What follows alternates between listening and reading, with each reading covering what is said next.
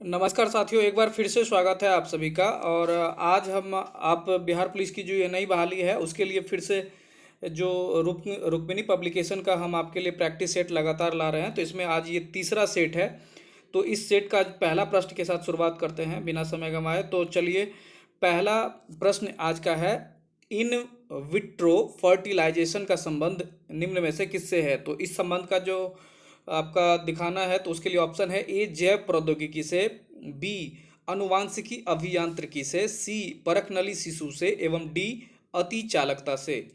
तो इस प्रश्न का यहाँ पर जो सही जवाब हो जाएगा वो है ऑप्शन सी, परखनली शिशु से। तो बढ़ते हैं अगले प्रश्न की ओर। हमारा जो अगला प्रश्न है वह है, भारत की प्रथम महिला विदेश सचिव कौन थी। तो इस प्रश्न का जो है यहाँ पर सही जवाब के लिए ऑप्शन पहले देख लेते हैं। ऑप्शन है, ए निरुपमा राव, बी चोकिला अय्यर, सी मेनका गांधी एवं डी जय ललिता। तो इस प्रश्न का जो सही जवाब हो जाएगा ऑप्शन बी, चोकिला अय्यर। बढ़ते हैं अगले प्रश्न की ओर। हमारा अगला प्रश्न हो जाएगा, Somnath the many voice of history पुस्तक के लेखक निम्न में कौन है, या लेखिका निम्न में कौन है। तो इस प्रश्न का जो है ऑप्शन है, ए अरुंधति राय, बी तस्लीमा नसरीन, सी मृणाल पांडे एवं डी रोमिला थापर। तो इस प्रश्न का जो है आपको यहाँ पे सही जवाब हो जाएगा ऑप्शन डी, रोमिला थापर।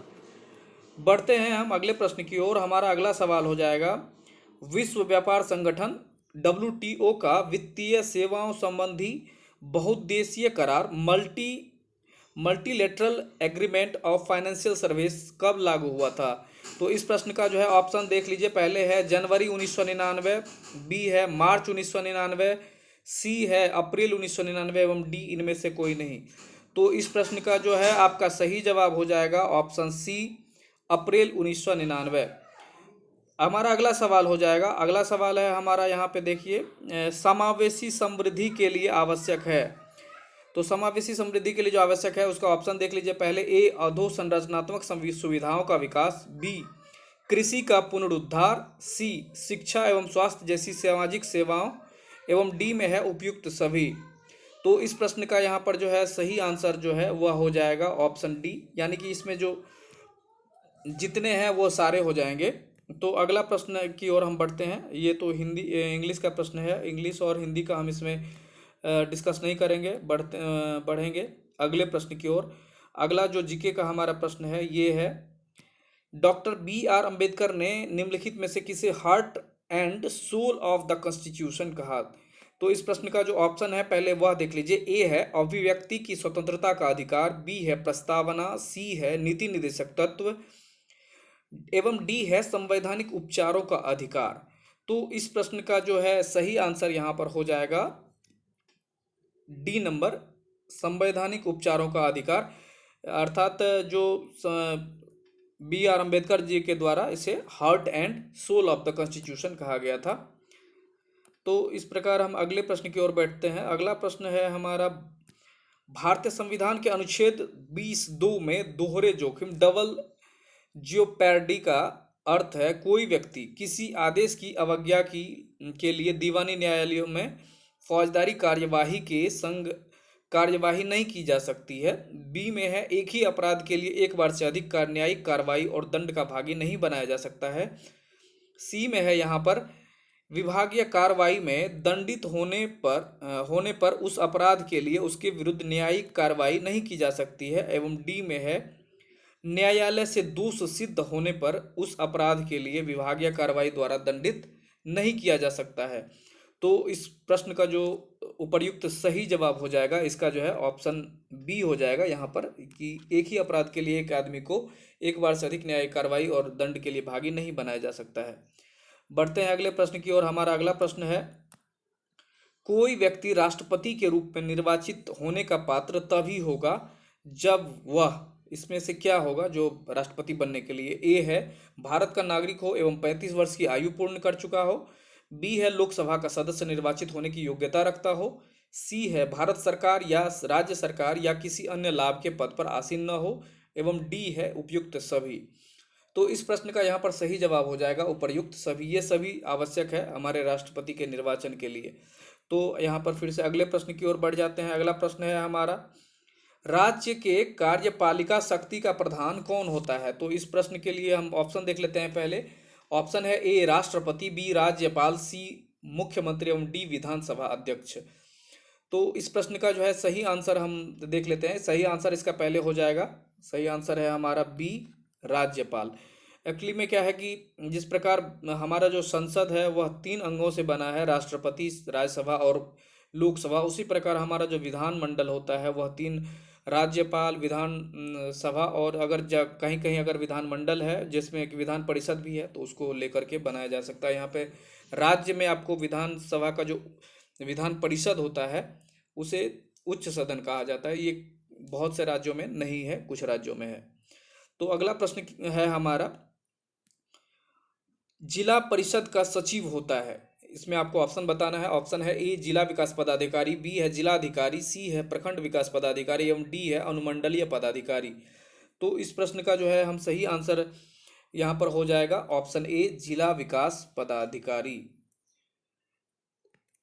अगले प्रश्न की ओर हम बढ़ते हैं। अगला प्रश्न ये तो हिंदी में है, हिंदी का प्रश्न इसमें डिस्कस हम नहीं करेंगे, वो आप लोग उसके लिए देख लेंगे जो अलग से, अगर या फिर लगेगा कभी तो हम वो उसका भी बना देंगे यहाँ पे। चलिए अगले प्रश्न की ओर बढ़ते हैं। अगला प्रश्न है हमारा, यहाँ पर देखिए, सरल आवर्त गति करते हुए एक कण की कुल ऊर्जा अनुक्रमानुपाती मतलब समानुपाती किसके होती है? आयाम के, वर्ग के, आयाम के घन के एवं त्वरण के वर्ग के।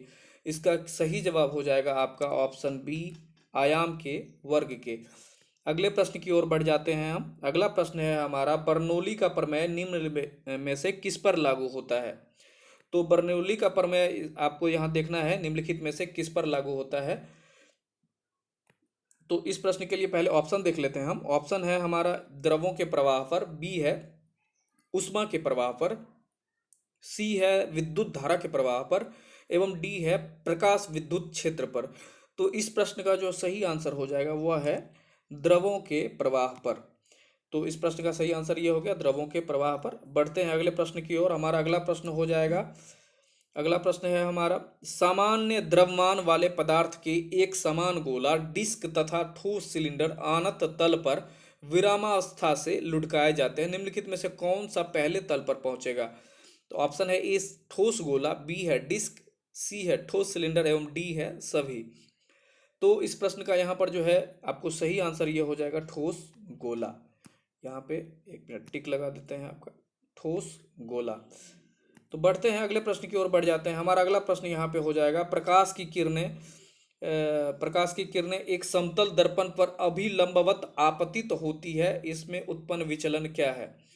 तो ऑप्शन है ए 0, बी है π/2, सी है पाई एवं डी है 2π। तो इस प्रश्न का जो है यहाँ पे सही जवाब हो जाएगा ऑप्शन ए 0 हो जाएगा, ऑप्शन ए 0 हो जाएगा। बढ़ते हैं अगले प्रश्न की ओर। हमारा अगला प्रश्न हो जाएगा यहाँ पे, प्रकाश की चाल आवृत्ति से निम्नलिखित में से किस सूत्र से संबंधित होती है? तो यहाँ पर जो आपका ऑप्शन हो जाएगा, ऑप्शन है ए चाल बराबर आवृत्ति ऑब्लिक तरंग दैर्घ्य, बी है चाल बराबर तरंग दैर्घ्य ऑब्लिक आवृत्ति, सी है चाल बराबर आवृत्ति गुना तरंग दैर्घ्य एवं डी है 1/आवृत्ति इंटू तरंग दैर्घ्य अर्थात वेवलेंथ। तो इस अब 25 नंबर के जो हम क्वेश्चन का आंसर है वह है हमारा ऑप्शन सी हो जाएगा, चाल बराबर आवृत्ति गुना तरंग दैर्घ्य। अगले प्रश्न की ओर बढ़ जाते हैं। हमारा अगला प्रश्न है, मानव नेत्र में फोकसन किया जाता है कहाँ पर? तो ऑप्शन है ए नेत्र लेंस के आगे पीछे गति द्वारा, बी है रेटिना के वक्रता परिवर्तन द्वारा, सी है पक्षाम्भी सैलियरी मांसपेशियों द्वारा लेंस की उत्तलता परिवर्तन से एवं डी है नेत्र द्रव्य के अपवर्तनांक परिवर्तन से। तो इस प्रश्न का जो है यहाँ पर सही आंसर हो जाएगा ऑप्शन सी, जो सिलियरी मांसपेशी जो होती है उसके द्वारा जो लेंस की उत्तलता परिवर्तन से होता है। अगला प्रश्न है हमारा यहाँ पे, दीवार के पीछे एक व्यक्ति की आवाज़ पहचानी जा सकती है किसके द्वारा? तो ऑप्शन है इसमें ए विवर्तन तथा गुणता द्वारा, बी है विवर्तन तथा प्रबलता द्वारा, सी है विवर्तन तथा पिच द्वारा एवं डी है व्यतिकरण तथा पिच द्वारा।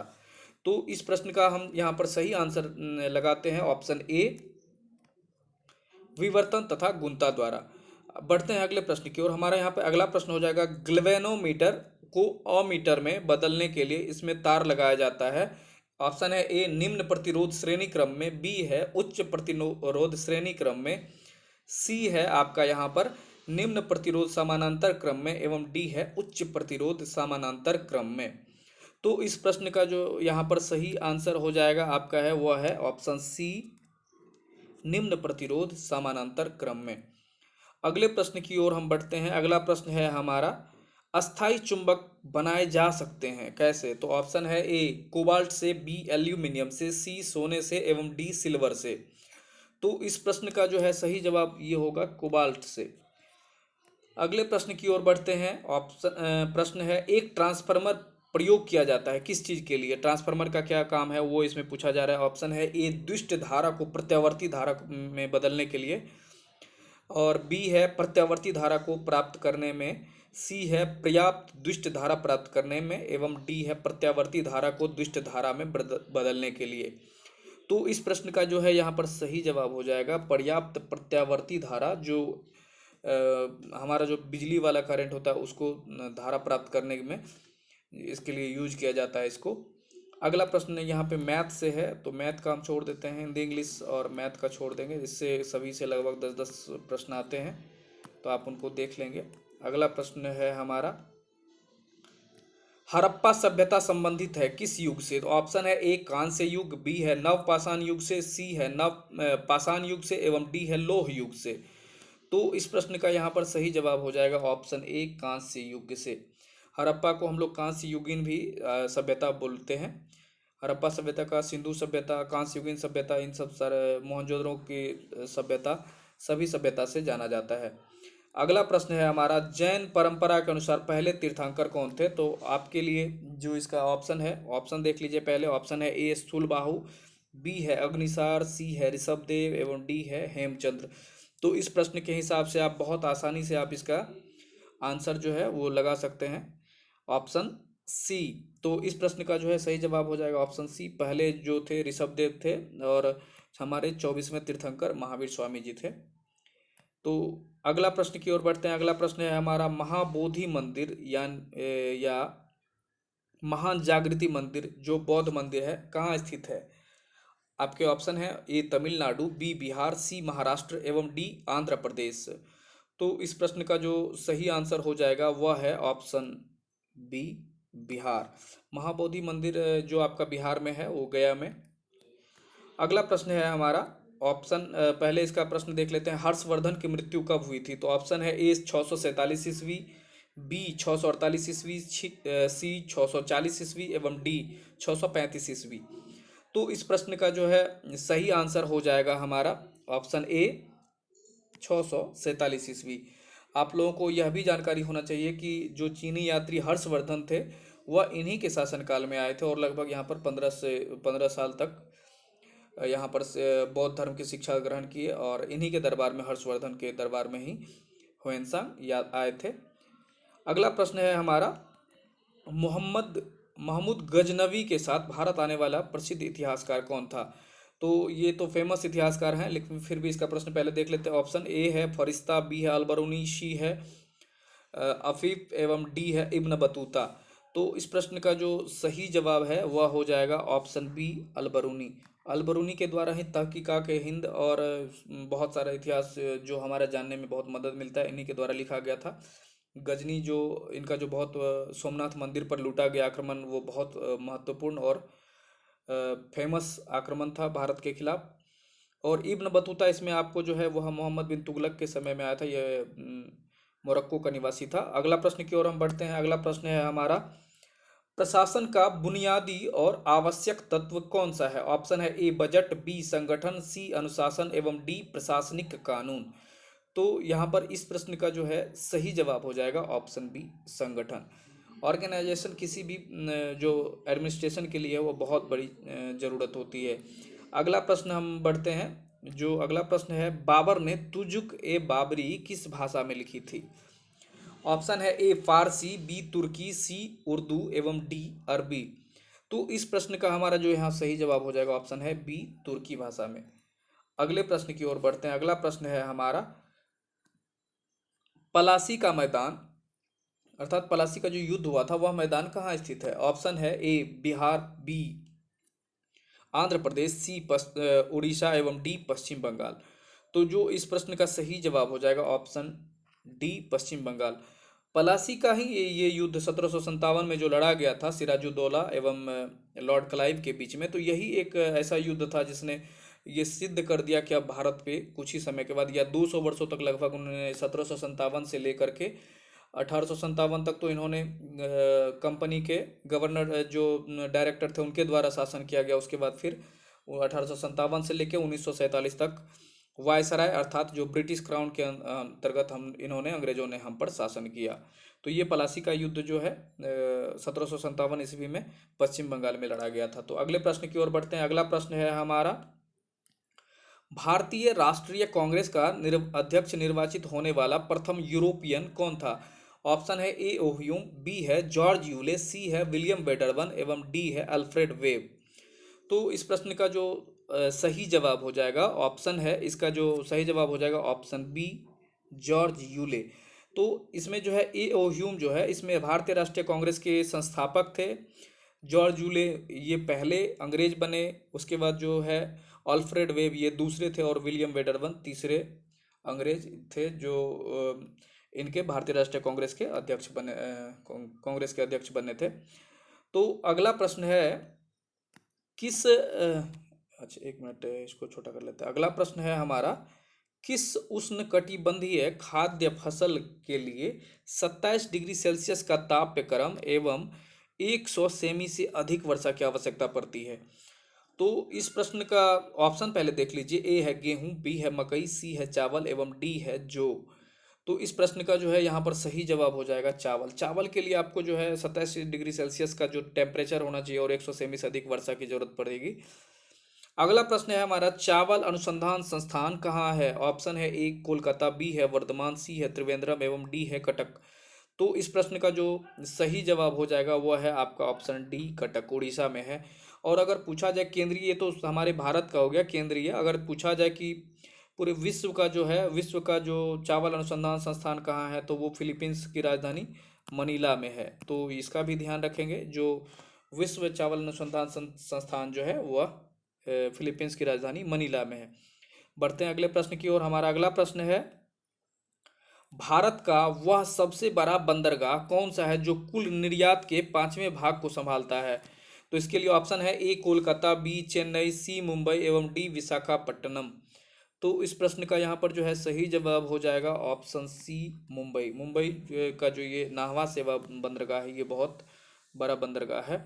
अगले प्रश्न की ओर बढ़ते हैं। अगला प्रश्न है हमारा, वायुमंडलीय ओजोन की ऊपरी परत निम्नलिखित में से किससे बनी होती है? ऑप्शन है ए ऑक्सीजन में पराबैंगनी किरणों की क्रिया से एवं बी है ऑक्सीजन परमाणुओं के संयोजन से, सी है ऑक्सीजन का उच्च दाब में आना एवं डी है वायुमंडल में ऑक्सीजन पर नाइट्रोजन की क्रिया। तो इस प्रश्न का जो सही जवाब हो जाएगा वह है आपका ऑप्शन बी ऑक्सीजन एवं परमाणुओं का संयोजन O3, अर्थात जो ओजोन परत है वह ऑक्सीजन का ही समस्थानिक अर्थात जो परमाणुओं का जो संयोजन होता है इसी के द्वारा ओजोन का वायुमंडल जो ऊपरी परत है वही बना हुआ है। तो अगले प्रश्न की ओर बढ़ते हैं। अगला प्रश्न है हमारा, भूचाल का अपकेंद्र क्या होता है? अपकेंद्र जो अर्थात भूकंप का अपकेंद्र क्या होता है? ऑप्शन है ए वह भाग जहाँ पे भूकंप का उद्गम होता है, बी वह बिंदु जो ज्वालामुखी प्रणव होता है, सी वह बिंदु जहाँ भूकंपी तरंगों की तीव्रता घट जाती है, डी पृथ्वी की सतह पर वह बिंदु जो भूकंप उद्गम केंद्र पर ऊर्ध्वाधर होता है। तो इस प्रश्न का जो सही जवाब हो जाएगा यहाँ पर आपका है वह सही जवाब है ऑप्शन डी, पृथ्वी की सतह पर वह बिंदु जो भूकंप उद्गम केंद्र पर ऊर्ध्वाधर होता है वह अपकेंद्र कहलाता है। अगला जो है, अगला है आपका, अंकलेश्वर किस चीज़ के लिए जाना जाता है? ऑप्शन है ए स्वर्ण, बी कोयला, सी गैस एवं डी तेल। तो इस प्रश्न का आपका सही जवाब हो जाएगा ऑप्शन डी, अंकलेश्वर जो कि गुजरात में है वह तेल के लिए प्रसिद्ध है। अगला प्रश्न है हमारा, लक्षद्वीप के लोग निम्नलिखित में से कौन सी भाषा बोलते हैं? तो इस प्रश्न का जो है ऑप्शन पहले देख लीजिए, ए मलयालम, बी कन्नड़, सी तमिल एवं डी तेलुगु। तो इस प्रश्न का जो सही जवाब हो जाएगा वह है ऑप्शन ए मलयालम। लक्षद्वीप जब आप मैप में देखेंगे तो वह केरल के बिल्कुल समानांतर और पैरेलल पश्चिम दिशा में है, अर्थात केरल की जो राजकीय भाषा वह मलयालम है और लक्षद्वीप ठीक उसके बगल में है तो उनकी भी भाषा मलयालम है। तो अगला जो है, अगला प्रश्न की ओर बढ़ते हैं हम। अगला प्रश्न है हमारा, वर्ष 2011 की जनगणना के अनुसार निम्नलिखित में से किस राज्य में बालक बालिका अनुपात सबसे कम है? ऑप्शन है ए छत्तीसगढ़, बी है पंजाब, सी है केरल एवं डी है हरियाणा। तो इस प्रश्न का जो सही जवाब हो जाएगा आपका हरियाणा है। इसमें 878 के आसपास में है, ये कुल मिलाकर बहुत ही कम है। अगला प्रश्न है हमारा, निम्नलिखित में से किस खाद्य पदार्थ में एक ही मात्रा में अधिकतम कैलोरी मान विद्यमान है? ए मक्खन, बी सेव, सी पनीर एवं डी चीनी। क्वेश्चन को ठीक से देखिएगा, निम्नलिखित में से किस खाद्य पदार्थ में, कौन सी खाने वाली चीज में एक ही मात्रा में अधिकतम कैलोरी, सबसे ज्यादा कैलोरी आपको किस में मिल सकती है? तो इस प्रश्न का जो आपका सही जवाब हो जाएगा वह है ऑप्शन ए मक्खन। जो मक्खन होता है उसमें सबसे ज्यादा होता है कैलोरी। लाफिंग गैस का रासायनिक नाम क्या है? जो हंसने वाली या हंसाने वाली गैस है उसका जो नाम इसमें पूछा जा रहा है रासायनिक नाम, तो ए है नाइट्रिक ऑक्साइड, बी है नाइट्रोजन ड्राई ऑक्साइड, सी है नाइट्रोजन पेंटाऑक्साइड एवं डी है नाइट्रस ऑक्साइड। तो आपको इस प्रश्न के जानने से पहले इसका जो फार्मूला है वह जानना जरूरी है। तो इसका जो फार्मूला होता है N2O, जो है नाइट्रस ऑक्साइड। ये इसलिए इस प्रश्न का जो सही जवाब है नाइट्रस ऑक्साइड हो जाएगा। अगला प्रश्न है हमारा, पीतल किसकी मिश्र धातु है? ऑप्शन है ए सीसा और टीन, बी है जस्ता और तांबा, सी है एंटीमनी टीन और सीसा, डी है जस्ता टीन तथा तांबा। तो इस प्रश्न का यहाँ पर सही जवाब हो जाएगा ऑप्शन बी जस्ता और तांबा। अर्थात इसको बहुत सारे लोग पीतल का जो यहाँ पर होता है फॉर्मूला, लोग पीतल को पिताजी अर्थात पीतल, तांबा और जस्ता के रूप में भी याद करते हैं। अगला प्रश्न है हमारा, प्राकृतिक गैस जो नेचुरल गैस है उसका मुख्य घटक निम्नलिखित में से क्या है? तो ऑप्शन है ए मीथेन, बी है इथेन, सी है ब्यूटेन एवं डी है प्रोपेन। तो इस प्रश्न का जो यहाँ पर जो सही जवाब हो जाएगा वो ऑप्शन ए मीथेन जो है हमारा प्राकृतिक गैस का जो है घटक है। अगला प्रश्न है, दिया सलाई में प्रयोग किया गया फास्फोरस का अपरूप होता है, जो इसमें कौन सा है? कोई भी फास्फोरस, बी है लाल फास्फोरस, सी है बैगनी फास्फोरस एवं डी है ब्लैक फास्फोरस। तो इस प्रश्न का जो यहाँ पर सही जवाब हो जाएगा ऑप्शन बी। जब आप जलाते हैं इसको तो लाल फास्फोरस ये जलता है, उसी के कारण से उसका लाल, उसमें चटक लाल रंग रहता है। तो 63 नंबर का प्रश्न आज देखते हैं हम। इसमें देखते हैं, ऑप्शन है परमाणु क्रमांक 20 वाले परमाणु का इलेक्ट्रॉनिक विन्यास है, निम्नलिखित में से क्या है? तो ऑप्शन है ए 2 8 10, बी है 2 6 8 4, सी है 2 8 8 2, डी है 2 10 8। तो इसका जब आप कक्षीय हिसाब से अगर आप वो करेंगे तो इसमें आपको पता चलेगा कि इसका जो परमाणु क्रमांक है पहले, उसके हिसाब से इसका जो सही आंसर हो जाएगा वह है आपको ऑप्शन सी। पहले जो है पहली कक्षा में 2 रहेगा, उसके बाद 8 रहेगा, फिर 8 रहेगा, फिर उसके बाद 18 रहता है, 18 रहता है, फिर 32 रहता है। तो बढ़ते हैं फिर अगले प्रश्न की ओर। अगला प्रश्न है हमारा, ज्वर नियंत्रण में सहायक औषधि, मतलब बुखार से जो नियंत्रण के लिए औषधि का नाम है उसका क्या नाम है? ऑप्शन है ए इब्रूप्रोफेन, बी है पेनिसिलिन, सी है पैरासीटामोल एवं डी है कॉर्टिकोस्टेरॉइड। तो इस प्रश्न का जो आपका यहाँ पे सही जवाब हो जाएगा ऑप्शन सी, पैरासीटामोल ज़्यादातर लोग बुखार में यूज करते हैं। तो अगला प्रश्न की ओर हम बढ़ते हैं। अगला प्रश्न है हमारा, वनस्पति तेलों का घी में परिवर्तन कैसे होता है? ए है जल अपघटन द्वारा, बी है एगार एगार के संयोजन से, सी है ऑक्सीकरण तथा वायु तथा उत्प्रेरक के उपयोग करके एवं डी है हाइड्रोजनीकरण द्वारा। तो इस प्रश्न का जो हालांकि बहुत फेमस ये क्वेश्चन बार बार परीक्षा में आता है, लेकिन फिर भी इसका जो है दिया ही जा रहा है, फिर भी आप इसको बहुत अच्छे से याद कर लेंगे। जो वनस्पति तेल में जो घी का परिवर्तन होता है उसके लिए जो सही आंसर है वह है आपका ऑप्शन डी, हाइड्रोजनीकरण के द्वारा इसका यूज किया जाता है। तो अगला प्रश्न है हमारा यहाँ पे, समुद्री शैवाल में क्या होता है? ऑप्शन है ए क्लोराइड, बी है आयोडाइड, सी लोहा एवं डी जस्ता। तो इस प्रश्न का जो है सही जवाब हो जाएगा ऑप्शन बी आयोडाइड। इसी से हम लोग नमक का जो है नमक को प्राप्त करते हैं। अगला प्रश्न है हमारा, सेल्यूलोज निम्नलिखित में से किसकी मुख्य घटक है? ऑप्शन है ए कोशिका भित्ति, बी कोशिका कला, सी जाइलेम की द्वितीय भित्ति एवं डी कीटों के शरीर भित्ति। तो इस प्रश्न का जो सही जवाब है ऑप्शन ए जो है कोशिका भित्ति। अगला प्रश्न है हमारा, भ्रूण विकास के लिए निम्नलिखित में से किस अंग के द्वारा खाद्य की पूर्ति की जाती है? मतलब जो भ्रूण का जो विकास होता है उसके लिए खाद्य की पूर्ति कहाँ से की जाती है? ऑप्शन है ए गर्भाशय, बी बीजांडसन, सी अंडाशय एवं डी अपरा पोशिका। तो इस प्रश्न का जो सही जवाब हो जाएगा ऑप्शन ए गर्भाशय। जो गर्भाशय में बच्चे रहते हैं उसी के द्वारा उसको खाना का पूर्ति किया जाता है। ऑप्शन अगला है, पिनियल ग्रंथि कहाँ होती है? ऑप्शन है ए यकृत में, बी मस्तिष्क में, सी गुर्दे में एवं डी गर्भाशय में। तो इस प्रश्न का जो सही जवाब हो जाएगा वह है ऑप्शन बी, इसे जैविक ग्रंथि भी कहते हैं। तो पिनियल ग्रंथि मस्तिष्क में पाई जाती है। तो अगला प्रश्न हमारा यहाँ हो जाएगा, निम्नलिखित में से कौन सा विटामिन पानी में घुलनशील है? तो इस प्रश्न का ऑप्शन पहले देख लेते हैं, A vitamin A, B vitamin B, C vitamin D एवं डी विटामिन ए। तो इस प्रश्न का जो सही आंसर हो जाएगा ऑप्शन बी। तो जो इस प्रश्न का सही जवाब हो जाएगा ऑप्शन बी। तो पानी में जो घुलनशील विटामिन है बी सी है, अर्थात बी और सी साइट्रिक एसिड वाले भी विटामिन। तो जो बाद बाकी जो विटामिन ए डी ई के है वह वसा में घुलनशील होते हैं। तो अगले प्रश्न की ओर हम बढ़ते हैं। अगला प्रश्न हो जाएगा हमारा यहाँ पे, निम्नलिखित में से कौन सा क्षेत्र भारत के सकल घरेलू उत्पाद में सर्वाधिक योगदान देता है? अर्थात जो इसका जो जीडीपी है उसमें सबसे ज़्यादा योगदान किस क्षेत्र का है? ऑप्शन है प्राथमिक क्षेत्र, बी है द्वितीय क्षेत्र, सी है तृतीय एवं डी है सभी तीनों बराबर योगदान देते हैं। तो इस प्रश्न का जो सही आंसर हो जाएगा वह है सी। जो प्राइम तृतीय क्षेत्र है अर्थात सेवा से संबंधित क्षेत्र, हम लोग सबसे ज़्यादा जो सर्विस देते हैं किसी भी तरह की, वह सबसे ज़्यादा जो तृतीय क्षेत्र में आते हैं वही सबसे ज़्यादा योगदान हमारे जीडीपी में देते हैं। अगला प्रश्न है हमारा, सूक्ष्म अर्थशास्त्र का संबंध होता है माइक्रो जो इकोनॉमी के संबंध में यह कहा गया है। ए व्यक्तिगत इकाई से, बी बड़े एवं समग्र से, सी राष्ट्रीय आय से एवं डी इनमें से कोई नहीं।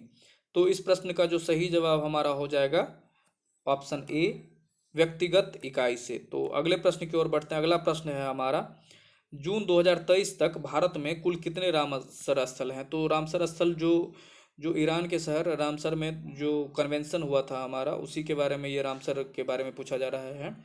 जो नेशनल वेटलैंड्स डे, जो इंटरनेशनल वेटलैंड्स डे 2 फरवरी को हम लोग मनाते हैं, उसी के बारे में पूछा जा रहा है कि भारत में अब तक कितने रामसर स्थल खोजे गए हैं। तो इस प्रश्न का पहले ऑप्शन देख लीजिए, ए है 64, बी है 49, सी है 60 एवं डी है 75। तो इस प्रश्न का हमारा यहाँ पे सही जवाब हो जाएगा ऑप्शन डी 75। रामसर स्थल हालांकि जो जहाँ पे बहुत सारा चीज सूखने लगते हैं तालाब वगैरह, तो उनको रामसर स्थल में घोषित किया जाता है ताकि उनका संरक्षण जो वहाँ पे जो इनकी जो विश्व लेवल पर जो इकाई है उनके द्वारा किया जाता है। तो ये कन्वेंशन आपको 1971 में हुआ था ईरान में, इसीलिए 2 फरवरी को हम लोग इंटरनेशनल वेटलैंड्स डे भी मनाते हैं। तो अगले प्रश्न की ओर बढ़ते हैं। हमारा अगला प्रश्न है, भारत में बेरोजगारी का प्रमुख कारण क्या है? ऑप्शन है ए प्रति व्यक्ति निम्न आय, बी है जनसंख्या में तीव्र वृद्धि, सी है कृषि पर कम जनाभार एवं डी इनमें से कोई नहीं। तो इस प्रश्न का जो सही जवाब हो जाएगा हमारा वह है ऑप्शन बी जनसंख्या में तीव्र वृद्धि। अगले प्रश्न की ओर बढ़ते हैं। हमारा अगला प्रश्न है, मुस्लिम लीग के संविधान सभा का बहिष्कार क्यों किया था? इसका कारण क्या था? तो उसका देखते हैं। पहले ऑप्शन ए है, संविधान सभा का अध्यक्ष किसी मुस्लिम नेता को बनाना चाहता था, बी है संविधान सभा में उसे उचित प्रतिनिधित्व नहीं मिला था, सी है वह मुसलमानों के लिए एक अलग संविधान सभा चाहती थी एवं डी है उपयुक्त सभी। तो इस प्रश्न का जो है सही आंसर हो जाएगा सी, वह मुसलमानों के लिए एक अलग संविधान सभा चाहती थी। अगला जो प्रश्न है ये हमारा हिंदी का है। फिर अगले प्रश्न की ओर बढ़ जाते हैं। अध्यक्षात्मक शासन प्रणाली पे प्रशासन पर कार्यकारी नियंत्रण का प्रयोग कौन करता है? तो जो अध्यक्षात्मक शासन है उस पर जो है प्रशासन पर जो कार्यकारी नियंत्रण का प्रयोग कौन करता है? तो ऑप्शन है ए प्रधानमंत्री, बी गवर्नर, सी राष्ट्रपति एवं डी मंत्रिमंडल। तो इस प्रश्न का जो सही जवाब हो जाएगा हमारा वह है ऑप्शन सी राष्ट्रपति। अध्यक्ष जो अमेरिका है हमारा, वह अध्यक्षात्मक शासन का एक उदाहरण है। तो अगले प्रश्न की ओर हम बढ़ते हैं। अगला प्रश्न हमारा, निम्नलिखित में से कौन सा तत्व उत्कृष्ट गैस नहीं है? ऑप्शन है ए क्लोरीन, बी आर्गन, सी क्रिप्टन एवं डी रेडॉन। तो इस प्रश्न का जो सही जवाब हो जाएगा हमारा वह है ऑप्शन ए फ्लोरीन, ये उत्कृष्ट गैस नहीं है। सॉरी, इसका ये सही जवाब हो जाएगा ये ऑप्शन ए, ये उत्कृष्ट गैस नहीं है क्लोरीन। क्लोरीन के बाद हम अगले प्रश्न की ओर बढ़ते हैं। अगला प्रश्न है हमारा, निम्नलिखित में से कौन सा तत्व हैलोजन समूह के तत्व हैं? तो इसका जो सही जवाब पहले ऑप्शन देख लेते हैं। ए फ्लोरीन, बी नियोन, सी हीलियम एवं डी जेनॉन। तो आपका जो ये हेलोजन तत्व है, जो हमारा जो सबसे लास्ट वाला तत्व है, जो 18 नंबर वर्ग समूह में है, उसके बाद जो उधर से है उसी को हम लोग हेलोजन समूह में फ्लोरीन, क्लोरीन, ब्रोमीन, आयोडीन एवं एस्टेटिन जो भी है हमारे हेलोजन समूह में आते हैं। तो इसका जो सही जवाब हो जाएगा हमारा ऑप्शन ए, फ्लोरीन। तो ये सब जो है।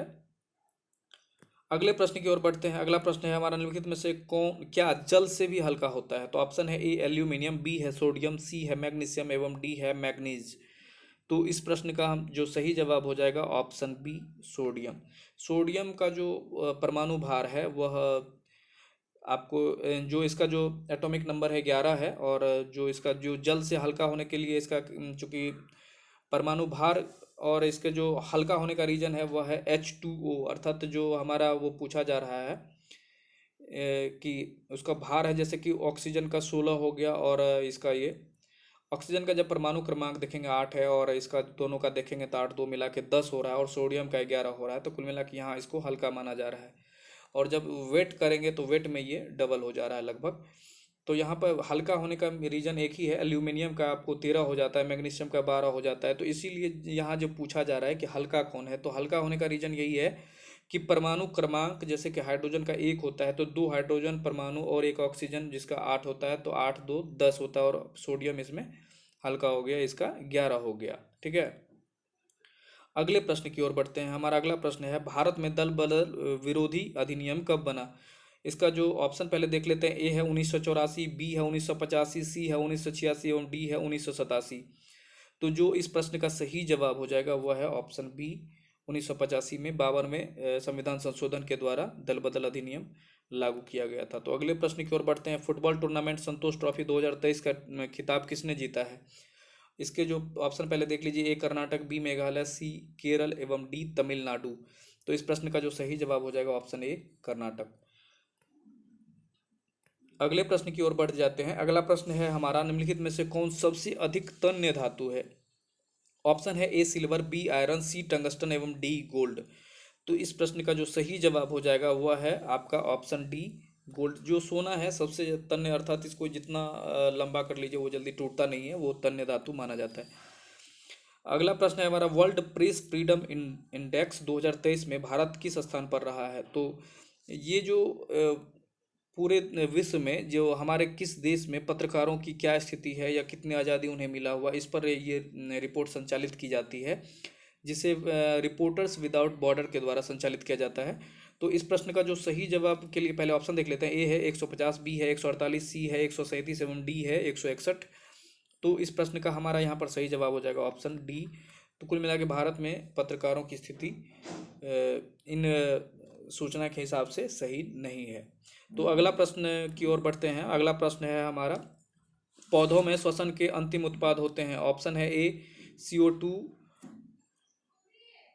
H2O और ऊर्जा, बी मंड और O2, सी शर्करा और O2 एवं डी O2। तो इस प्रश्न का जो सही जवाब इसमें यहाँ हो जाएगा ऑप्शन ए CO2, H2O और ऊर्जा।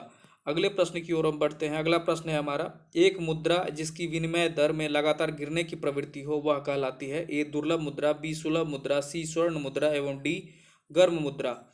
तो इस प्रश्न का जो सही जवाब हो जाएगा ऑप्शन है वह है डी गर्म मुद्रा। अगले प्रश्न की ओर बढ़ते हैं। अगला प्रश्न है, खुला आकाश नीति ओपन स्काई पॉलिसी क्या है? तो इस प्रश्न का जो ऑप्शन पहले देख लेते हैं। ए कर मुक्त नीति, बी है मुक्त अर्थव्यवस्था की नीति, सी है नागर विमानन मंत्रालय द्वारा निर्यात संवर्धन के लिए प्रारंभ की गई एक योजना एवं डी है उपयुक्त सभी। तो इस प्रश्न का जो सही जवाब हो जाएगा वह है आपका ऑप्शन सी, नागर विमानन मंत्रालय द्वारा जो होता है निर्यात संवर्धन के लिए प्रारंभ की गई एक नई योजना। तो अगले प्रश्न की ओर हम बढ़ते हैं। अगला प्रश्न है हमारा, भारत सरकार की राजस्व प्राप्तियों में निम्नलिखित में से क्या शामिल नहीं है? ऑप्शन है ए ब्याज, बी है लाभ और लाभांश, सी है संपत्ति से किराया एवं डी है ऋणों की वसूली। तो इस प्रश्न का जो सही आंसर हो जाएगा ऑप्शन डी ऋणों की वसूली। अगले प्रश्न की ओर बढ़ते हैं। अगला प्रश्न है हमारा, रुपये की परिवर्तनीयता का उद्देश्य क्या है? ऑप्शन है ए निर्यात में वृद्धि, बी है नौकरशाही के नियंत्रण में कमी करना, सी है हवाला बाजार के लिए प्रोत्साहन को कम करना एवं डी है उपर्युक्त सभी। तो इस प्रश्न का जो सही जवाब हो जाएगा ऑप्शन डी सभी के लिए, ये उद्देश्य सारे के लिए है। अगला है हमारा, द्वैध शासन प्रणाली के तहत प्रांतीय विषयों को दो भागों में आरक्षित एवं हस्तांतरित विषय में विभाजित किया गया था। इसका जो विषयों में निम्नलिखित में से कौन सा शामिल नहीं था? ए है ऑप्शन कानून एवं व्यवस्था, बी है स्थानीय प्रशासन, सी है वित्त एवं भू राजस्व एवं डी है खनिज संसाधन। तो इस प्रश्न का यहाँ पर जो सही जवाब हो जाएगा ऑप्शन बी स्थानीय प्रशासन शामिल नहीं था। अगला प्रश्न है, कांग्रेस की ओर से क्रिप्स मिशन के बारे में परीक्षण एवं विचार विमर्श हेतु किसे प्राधिकृत किया गया था? ऑप्शन है ए जवाहरलाल नेहरू तथा राजेंद्र प्रसाद, बी है मौलाना आजाद तथा जवाहरलाल नेहरू, सी है के एम मुंशी तथा राजेंद्र प्रसाद एवं डी है उपयुक्त में से कोई नहीं।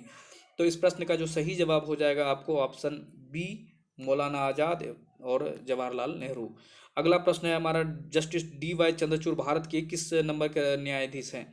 तो इस प्रश्न का ऑप्शन है ए 49वां, बी 48वां, सी 47वां एवं डी 50वां। तो इस प्रश्न का जो सही जवाब हो जाएगा ऑप्शन डी 50वें, डी वाई चंद्रचूड़ 50वें हैं। तो अगला प्रश्न है हमारा, पूर्व का मैनचेस्टर किसे कहा गया है? ऑप्शन है ए अहमदाबाद, बी है टोक्यो, सी है संघाई एवं डी है ओसाका। तो इस प्रश्न का जो सही जवाब हो जाएगा ऑप्शन डी ओसाका। भारत का मैनचेस्टर इसमें अहमदाबाद को कहा जाता है, तो इसमें पूर्व का मैनचेस्टर ओसाका हो गया। अगला प्रश्न है हमारा, 1991 की नई आर्थिक नीति की प्रमुख विशेषता है?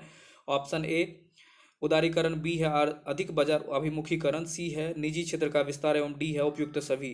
तो इस प्रश्न का सही जवाब हो जाएगा ऑप्शन डी उपर्युक्त सभी। तो अगले प्रश्न की ओर बढ़ते हैं। अगला प्रश्न है, पवनार आश्रम का संबंध कहाँ से है? ऑप्शन है ए महात्मा गांधी से, बी है रविन्द्रनाथ टैगोर से एवं सी है जयप्रकाश नारायण से एवं डी है विनोबा भावे से। तो इस प्रश्न का यहाँ पर जो है सही जवाब हो जाएगा ऑप्शन डी विनोबा भावे से। पवनार आश्रम का संबंध विनोबा भावे से है। इस प्रकार जो है आज का ये सारा प्रश्न समाप्त हुआ। आपसे चूंकि ये नया है ये चैनल, तो इसके लिए आप लोग इस वीडियो को लाइक करें और इस चैनल को सब्सक्राइब करके इसको शेयर भी कर दें, और इसको आप लोगों के सहयोग से ही इसको चलाया जाएगा। तो मिलेंगे आपसे फिर से एक नए सेट में, तब तक के लिए जय हिंद।